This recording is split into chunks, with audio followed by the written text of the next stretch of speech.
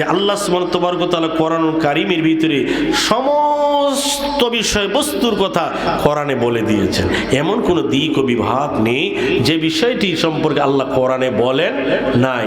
পৃথিবীতে যা হয়েছে, যা হচ্ছে, যা হবে, সব পূর্ণ একখানে কিতাবে আছে। সেই কিতাবের নাম হলো কি? আল কোরআন। যে কোরআন শরীফ এই মাদ্রাসায় ছাত্রদেরকে পড়ানো হয়। এই কোরআন শরীফে কি আছে? সব কিছু আছে। আজকে আপনাদের হাতে মোবাইল, এই মোবাইল আবিষ্কার করা হয়েছে মহাগ্রন্থ আল কোরআন। কোরআনের সূরা নহলের 68 নাম্বার 68 নাম্বার আয়াত রিসার্চ করে এই মোবাইল আবিষ্কার করেছে। এটা আবিষ্কার। এই আজকে গ্যাস আমি পাচ্ছি, এই গ্যাস উৎপাদন করা হয়েছে যে সূরা তুরের 6 নম্বর আয়াত রিসার্চ করে গ্যাস উৎপাদন করা হয়েছে। আজকে আপনি আমি যা কিছু দেখতেছি সব কিছু হয়েছে